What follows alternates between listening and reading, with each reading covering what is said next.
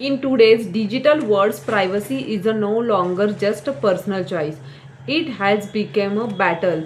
There was a time when privacy meant closely your door, writing in a diary, or speaking softly in a private room. But today's privacy lives inside our phones, inside our data, inside every click we make.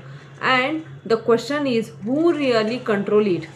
When in India wrote its constitution, the idea of dignity and liberty stood in its heart.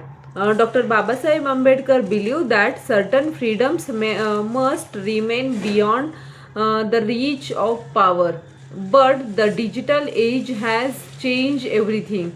Now, surveillance is silent. It is invisible, and sometimes it free for normal. For many years, privacy was ignored in our legal system. It was not even considered a fundamental right. But in 2017, in the historic Puttaswamy judgment, the Supreme Court of India finally recognized privacy as a fundamental right. It was a powerful moment, a moment that gave hope to millions.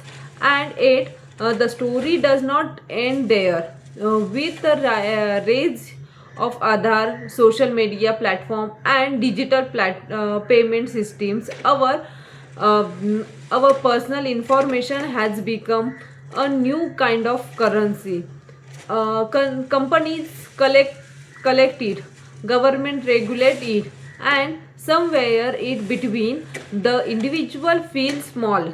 Recently, questions were rise about the WhatsApp privacy policy, about how user data is monetized, and whether clicking "I agree" truly means consent.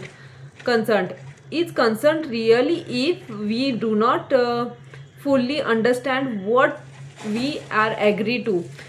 Freedom meaningful if it exists only on paper. The Digital Person Data Protection Act was introduced as a safeguard, but concern remained board examination. Questions about independent, fear of excessive control. When law meant to protect began to feel powerful, people being to worry, because this is not just about technology. This is about democracy. This is about trust. This is about whether citizens can speak freely without fear, whether journalists can investigate without restrictions, whether individuals can decides how much to themselves they share with the world. The digital age is testing Indian constitution, constitutionalism like never before. It is a stress test now just of our law, but of the our values. At the end of the day, the real question is simple: who govern our data?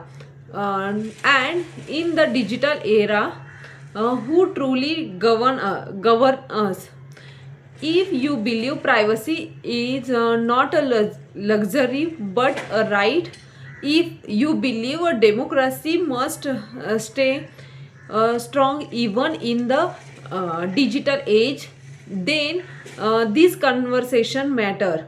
Like this video if you agree, share it with someone who need to hear this, and subscribe to the channel for more deep meaningful discussions, because the future of freedom depend on awareness. Thank you.